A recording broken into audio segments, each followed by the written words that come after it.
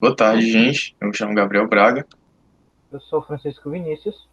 e a gente vai estar aqui hoje apresentando para vocês um seminário falando um pouquinho sobre os biocombustíveis. Os biocombustíveis, eles são uma fonte alternativa de obtenção de energia. Eles são considerados uma energia renovável, já que eles são obtidos através da biomassa. O que é essa biomassa? A biomassa é todo subproduto de origem orgânica, ou seja, pode ser óleo vegetal, gordura animal e outros dejetos. E também por isso eles são considerados uma energia limpa, já que a queima deles trazem prejuízos muito menores ao meio ambiente em relação à queima de combustíveis fósseis. E qual a importância que eles têm para a sociedade e para o meio ambiente? Um dos motivos de haverem pesquisas acerca dos biocombustíveis é justamente visando evitar a dependência e o uso dos combustíveis fósseis, já que, querendo ou não, o petróleo, por exemplo, é um recurso finito. Em algum dia o petróleo do mundo vai acabar e se não houvesse outro recurso para substituir ele, o mundo inteiro entraria em crise, já que nós somos extremamente dependentes do uso dele. Sem falar que a queima dos derivados do petróleo, como a gasolina, trazem muitos prejuízos ao meio ambiente, como o efeito estufa, a acidificação dos lagos, o aquecimento global, etc. Sobre os benefícios da utilização dos biocombustíveis, a gente pode citar a redução do efeito estufa e a redução da pegada de carbono, sem falar do aproveitamento desses resíduos orgânicos oriundos de diversos processos industriais e químicos. Esses dejetos eles não vão mais ser descartados, eles vão ter uma finalidade, que vai ser justamente a produção desses biocombustíveis. Sem falar que ao longo da cadeia produtiva é necessária uma quantidade de mão de obra muito grande, já que é preciso pessoas para operarem nessas máquinas, o que vai acabar tendo na geração de novos empregos para a sociedade. A gente deixa aqui a título de curiosidade, caso vocês queiram dar uma olhada depois, vários tipos de biocombustíveis, falando um pouquinho sobre eles. A gente não vai se aprofundar em todos, porque a gente não tem tanto tempo, mas a gente vai falar sobre os três principais que são produzidos e utilizados aqui no Brasil, que é o etanol, o biodiesel e o biogás. Começando pelo etanol, o etanol ele é um álcool que ele é obtido através de um processo químico chamado de fermentação. Ele é obtido pela fermentação de algum açúcar. Aqui no Brasil, a matéria-prima principal do etanol é a cana-de-açúcar, mas em outros países eles utilizam outros materiais, como por exemplo nos Estados Unidos, eles utilizam o milho. Se eu não me engano, cerca de uma tonelada de cana-de-açúcar consegue gerar em média 70 litros de etanol. E das etapas de produção do etanol, a gente pode citar a fase de trituração e moagem da cana-de-açúcar, que tem como resultado um líquido chamado garapa. Esse líquido ele é extremamente concentrado em açúcar. Essa garapa ela vai ser concentrada e cristalizada, tendo como subproduto o açúcar bruto, que depois vai ser refinado e vendido como açúcar branco. E aí o que vai sobrar vai ser um outro líquido chamado melaço. Esse melaço vai sofrer uma fermentação e vai gerar um mosto. O mosto ele vai sofrer uma destilação fracionada e vai ter como produtos finais o álcool anidro, que é o etanol puro, que depois vai ser misturado com a gasolina, numa porcentagem de 25% etanol e 75% de gasolina, com o intuito de aumentar a octanagem desse combustível e de reduzir a emissão de gases de efeito estufa durante sua queima. E também vai ter o álcool hidratado, que é o etanol que a gente conhece nos postos, que tem uma concentração de 96% de etanol e 4% de água. A gente também tem o biodiesel. O biodiesel ele é um biocombustível obtido através de outro processo químico chamado de transesterificação. Essa transesterificação pode ocorrer por meio de óleos vegetais ou de gorduras animais.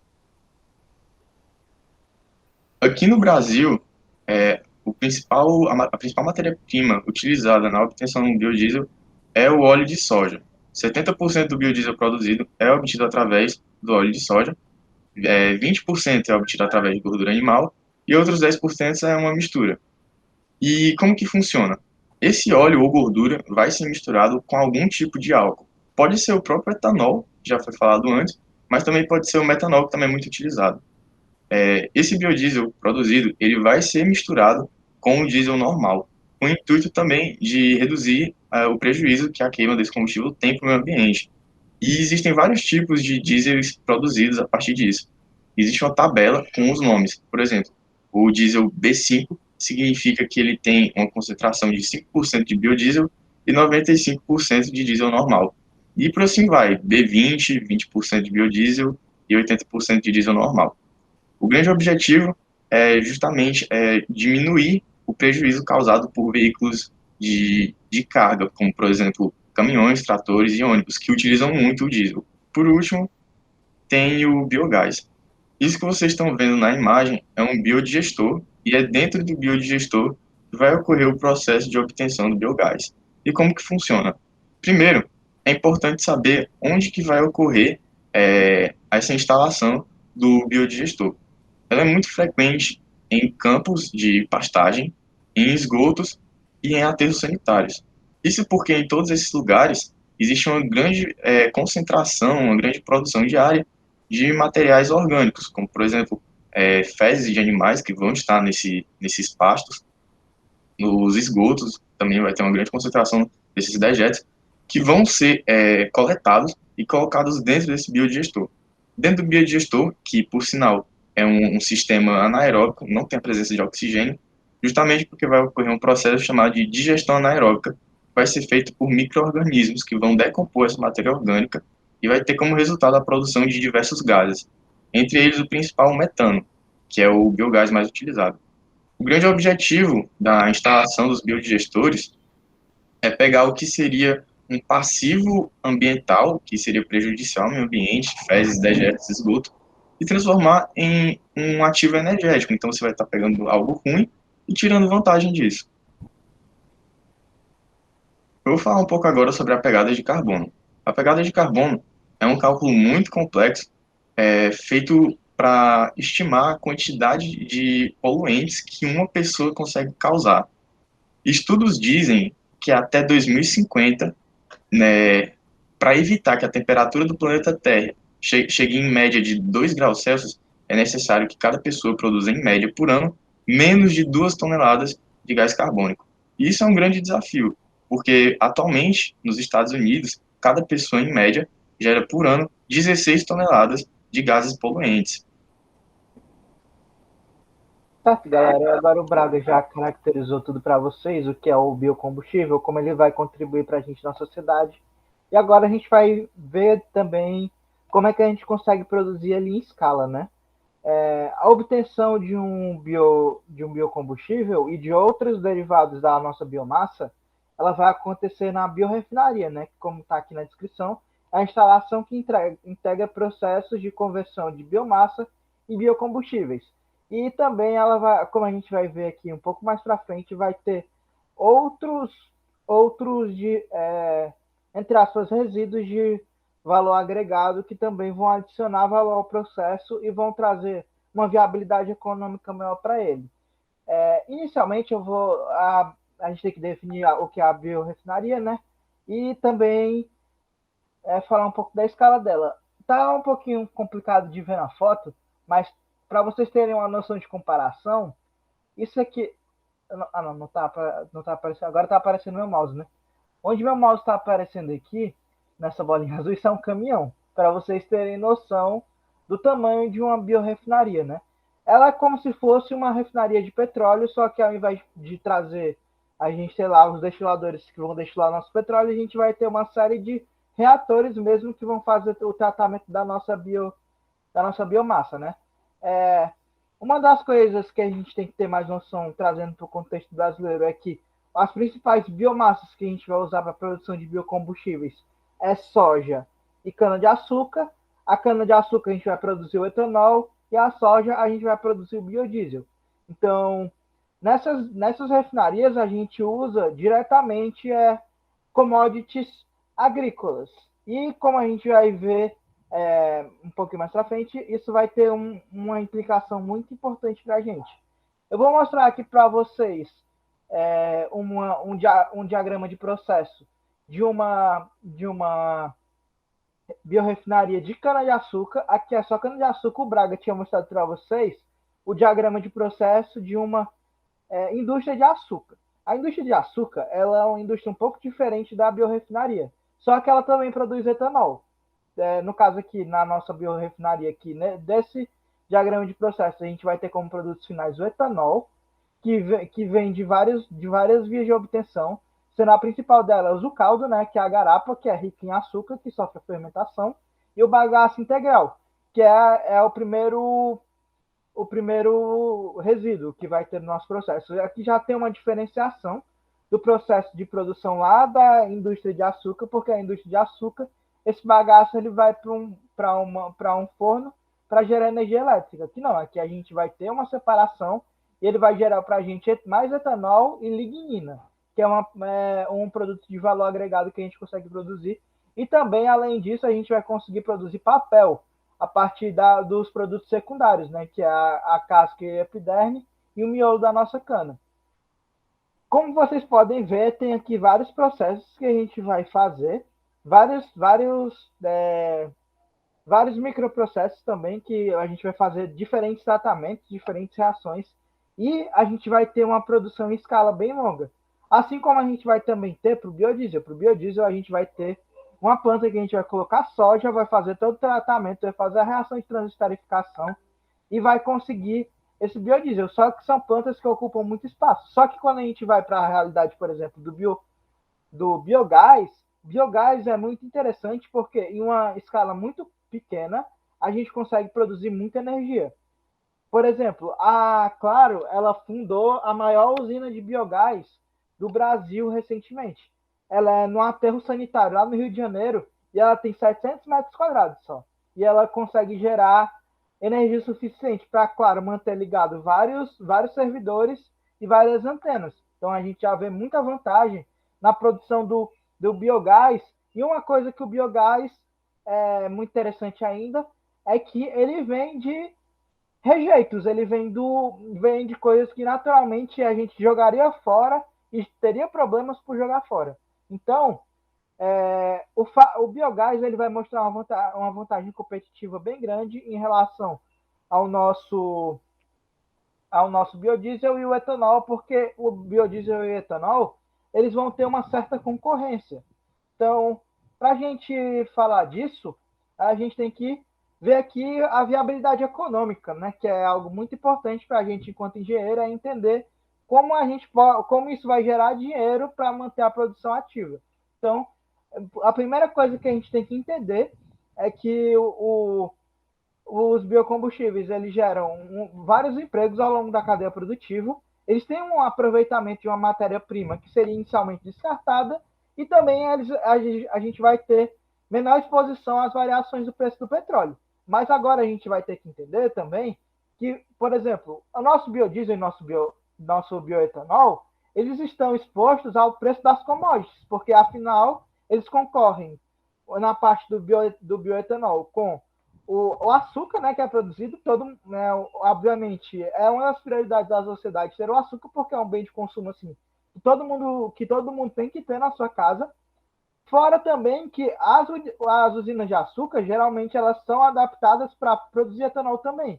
Então, já tem uma concorrência, a nossa biorefinaria, do açúcar e do etanol produzido nessas indústrias, né? Ou também indústrias como a Ipioca, por exemplo, que a Ipioca ela produz cachaça e ela utiliza a planta dela para produzir etanol. Só que quando tá valendo mais a pena, ela produz a bebida dela. Então, já tem uma grande concorrência.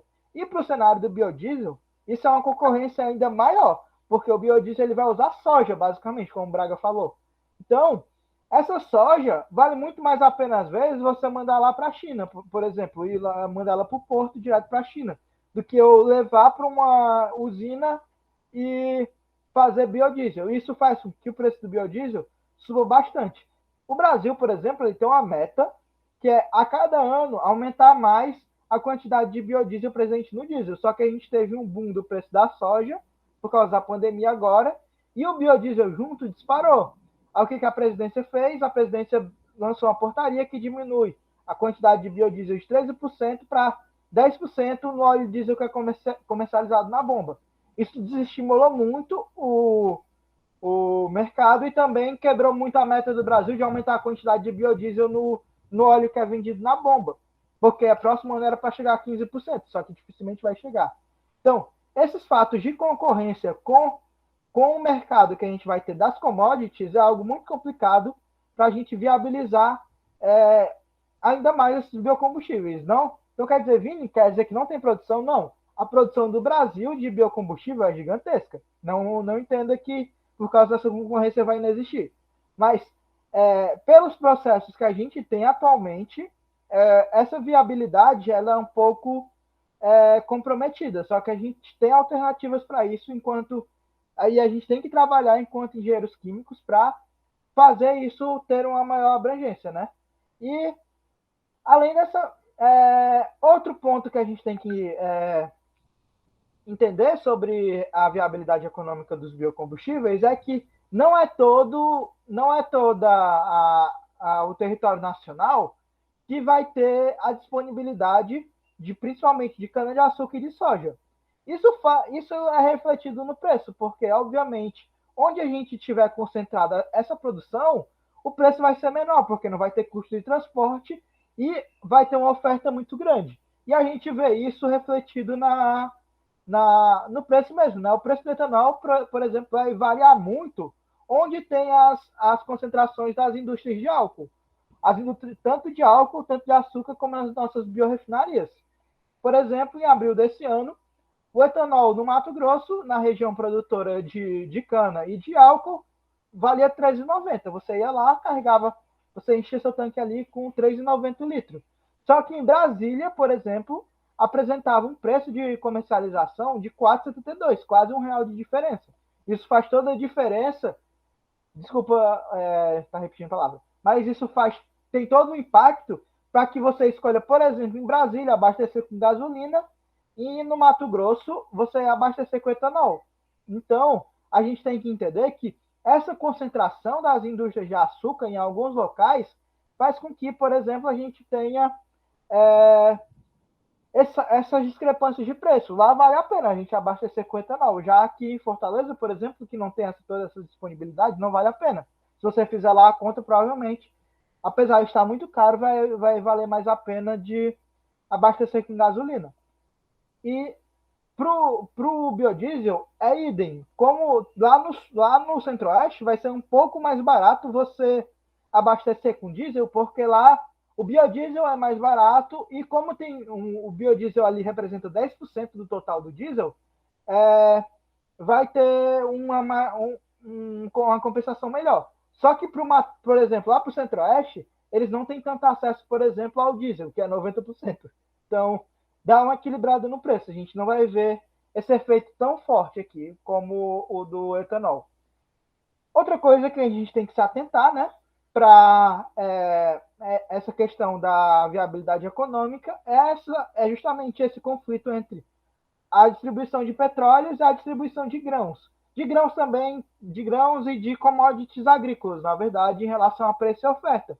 Porque enquanto no petróleo eu consigo ter uma oferta muito grande que vai atender toda a demanda nacional, apesar e a gente não vai ter isso quando a gente olha para os biocombustíveis, porque como a gente já observou, é muito mais interessante eu fazer açúcar, fazer o álcool na minha indústria de açúcar do que ter uma biorefinaria. Então, a gente vai precisar ter uma modernização dos processos, não só a modernização, né, como encontrar novos processos que tenham uma viabilidade econômica maior, né? Que é para a gente conseguir fazer esses processos baratear o preço do biocombustível.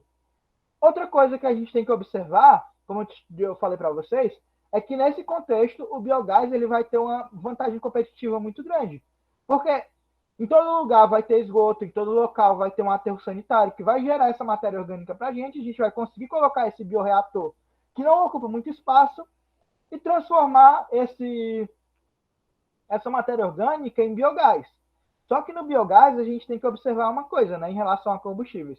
92% do biogás que é produzido no Brasil é destinado para queima direta para a geração de energia elétrica, enquanto apenas 8% é levado a um processo de enriquecimento que é para ser feito o gás metano, que é você separa o gás metano do CO2 e você vai ter um que a gente chama de biometano, que é um gás com alto teor de energia e que pode ser substituto do GNV, do gás natural veicular, que vai trazer um contexto que vai ser muito menos poluente por causa da quantidade de enxofre, e também vai ter uma vantagem competitiva boa porque você consegue obter o metano muito barato.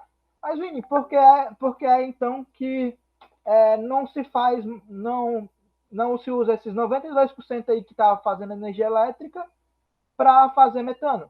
Porque nos locais onde é concentrado essa parte dos bioreatores, dos biodigestores para a produção de gás metano, de biogás, como o Braga mostrou, é nas regiões de fazendas, ali no centro-oeste, na parte mais ao oeste do sudeste, por exemplo, que não tem uma estrutura de tubos, por exemplo, para distribuição de gás, porque lá não tem. Ou seja, então não vale a pena você produzir o metano para usar como combustível, porque você não tem como distribuir, por isso que você usa como energia elétrica.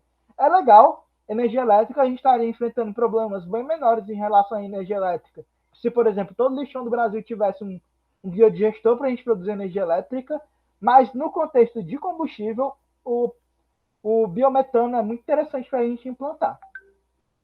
Então, Vini, você falou aí, você falou de vantagem, falou de desvantagem. E como é que a gente vai conseguir implantar essa modalidade energética, que é muito interessante, porque a gente diminui muitas emissões, tem uma pegada de carbono muito menor. Como é que a gente vai conseguir implantar isso no Brasil, né, para a gente ser uma referência mundial? Primeiramente, a gente vai ter que encontrar novos processos, né? Porque atualmente, por exemplo, vale muito mais a pena produzir soja e vender para a China do que eu botar ir lá fazer as reações de transesterificação na minha biorefinaria. Vale muito mais a pena eu produzir açúcar. E não vai parar de produzir açúcar. A gente vai ter que aumentar a produção de cana para fazer etanol. E a gente vai ter que baratear esse processo para deixar mais interessante. Então, a gente fazer pesquisa, contribuir para essa área é muito interessante para a gente baratear. E também oferecer mais infraestrutura para, por exemplo, lá no Centro-Oeste, ter mais dutos de distribuição de metano para a gente conseguir utilizar esse metano como combustível e estimular utilizar toda a biomassa que é produzida no contexto lá de plantações e de criação de gado para fazer esse biometano, e também né, a gente distribuir essas biorefinarias ao longo do Brasil inteiro para conseguir trazer um valor agregado para produtos de biomassa e também conseguir ter um preço competitivo em território nacional. Além de revisar as políticas em relação a biocombustíveis, porque o Brasil é muito regulamentado. E isso faz com que, às vezes, tenha pouca oferta porque não é interessante produzir. Então, rever essa distribuição de combustíveis, permitir mais modalidades de biocombustíveis serem vendidas é muito interessante. Então, com isso a gente encerra, né, nosso seminário. Se vocês tiverem dúvidas, podem perguntar. Aqui estão nossas redes sociais. E a gente agradece a atenção.